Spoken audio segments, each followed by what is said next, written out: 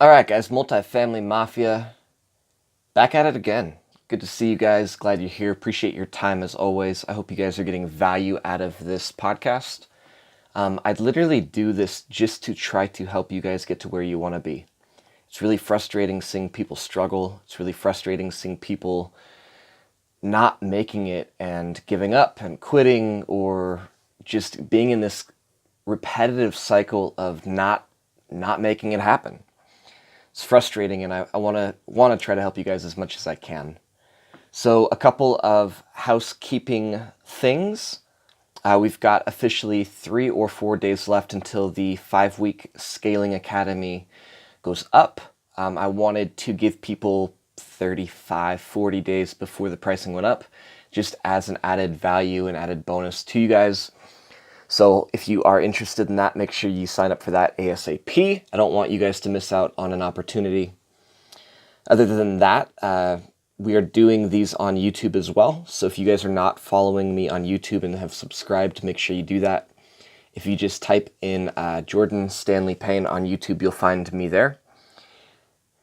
What else? I forgot to mention the website for the 5-week Scaling Academy is www.TKRE Academy. TKRE stands for The Kingdom Real Estate Academy. So I did a poll in one of the groups that I'm a moderator in. I did a poll and I asked, what do you guys want to hear on Monday's podcast? And the number one thing that was voted for was how or why is networking important, or how to effectively network.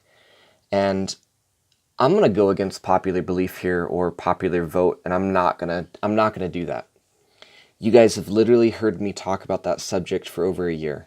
I've been saying the same thing on networking and building an audience and building an influence for a long time. And to try to do that again today on this morning's podcast does not seem worthy of my time. Let's just say that. The second most popular thing voted for was, how come people don't listen to solid advice? And again, that's an interesting one as well. So here's my opinion on that, and this might not be a really long podcast. I'll do a longer one for you guys on Friday. My opinion on why people don't listen to sound, solid advice is it's too simple for them. So, a lot of people ask questions and they're searching for content, and the simple answer is not what they want to hear. Do the work. Add value. Find a buyer first. Hire an attorney. Talk to your title company. Build relationship. Network. People don't want to hear the simple, realistic truth. They want an in-depth 97-page answer on how every single word in the contract needs to be explained. The people that are actually in real estate, the people that are actually doing well in real estate are all going to tell you the same thing, and it's not popular. That's why people don't listen. Look, dude, if you're working with a contract and if you're operating in that space, go get a contractual attorney. Sit down with them. Take your contract with them. Show it to them. Ask them if it's going to stand up in court. Ask them what needs to be added, what needs to be taken out. It's that simple, guys. I don't need you to know everything about a contract. Maybe you're working with, a closing attorney or even a title company. Go sit down with them, take them out for lunch if you need to, and just pick their brain. Hey, what does this line in the contract mean?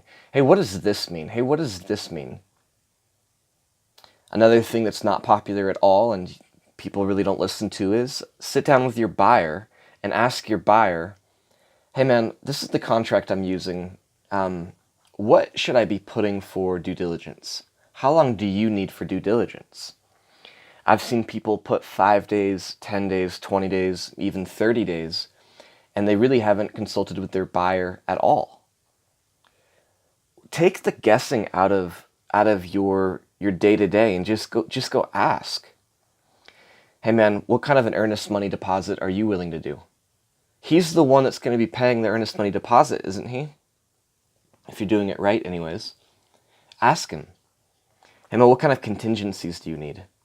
So when we give you simple answers like ask your buyer, ask your attorney, ask your title company, we're not trying to just brush you off. We're trying to keep you out of trouble, out of hot water. People don't want to hear that. Jordan, how do I analyze this deal and what do I offer on this deal? If you're wholesaling, go ask your fucking buyer. It is that simple. Well, Jordan, on a buy and hold deal, I don't know what to offer. Okay, you need to start with your identity first, and then your criteria. Yeah, but what do I offer? Okay, what's your identity as a buy and hold investor?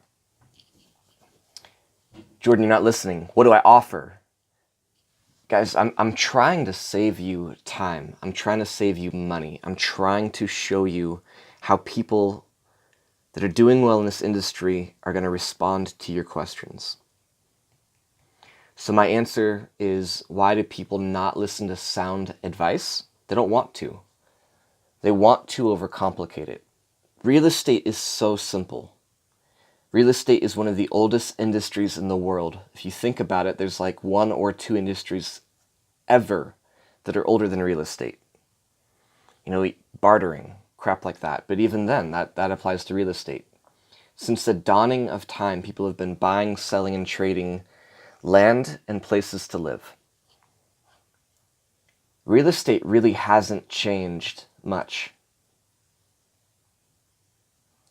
So why do we feel the need to try to complicate it? Why do we feel the need to try to add depth to it when it really isn't deep?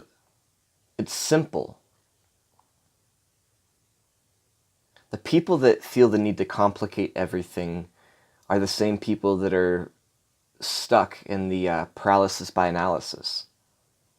They go out and they buy every single course that comes out. They go to every 3-day seminar that comes through their town.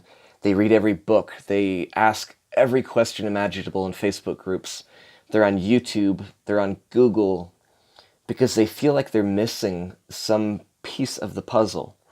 So when I show up, you know, the other mentors, leaders, staples in this industry, when we show up and say, no, dude, just go add value to people. The paralysis by analysis crowd says, oh, that can't be it. That can't be it. They must be leaving something else. They must be leaving something out so that we buy their course. No, just go add value to people.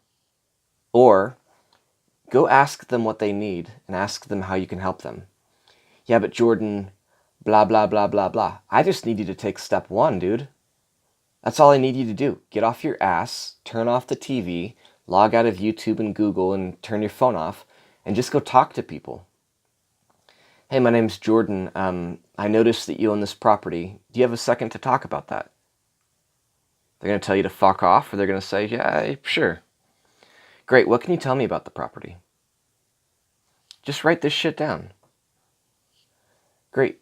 What can you tell me about the electric and the plumbing? Great. You know, have you ever thought about selling it? That's a good question. Okay. Why would you sell it? Why would you sell such a beautiful home? Guys, it's that simple.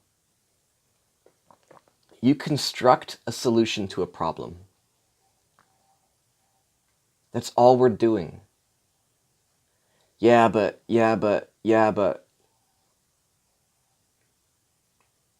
If you're going to complicate this, you're not going to be taking action.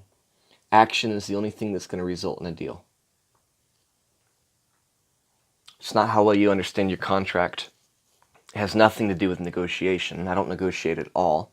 It has nothing to do with your marketing. I barely market other than branding myself. Stop making this complicated. So the question again, why do people ignore or neglect sound advice? Because they think there's more to the story, and there's not more to the story. If you had an attorney, you know, either a closing attorney, if you had a contractual attorney, if you had a title company, if you had just 3 or 4 pieces to the puzzle, your only job would be to go add value and solve people's problems. If you did that, you would make more freaking money than you know what to do with. So maybe, I don't know, maybe people just don't want to make money. Maybe that's scary. There's two main fears. What if I do and what if I don't? A lot of people are scared, well, what if they do accept my offer? What if I do solve the problem and they accept my offer? The other one is, well, what if they don't? Well, if they don't, you just go talk to more people. It's plain and simple. Guys, appreciate you. Thanks for being here. If you are not subscribed to the newsletter, you need to do that ASAP. Let me find where you go. So I'm doing a virtual newsletter every single week. Normally 2 or 3 times a week, I am sending out video content, motivation, book review, PDFs, ebooks, tips and tricks. If you're not subscribed to that, you're missing this. It's not an email. It is content sent to you directly on Facebook, on social media. I don't like the email thing. I think it's retarded. I don't read any of my emails, unless it's from like my business partner or something like that. So I'm not doing email. I'm sending stuff directly to you on Facebook Messenger. So it's a long URL. I'm just going to actually put it in the show notes for you so you guys have it. But other than that, appreciate you guys, and we will talk to you on Friday.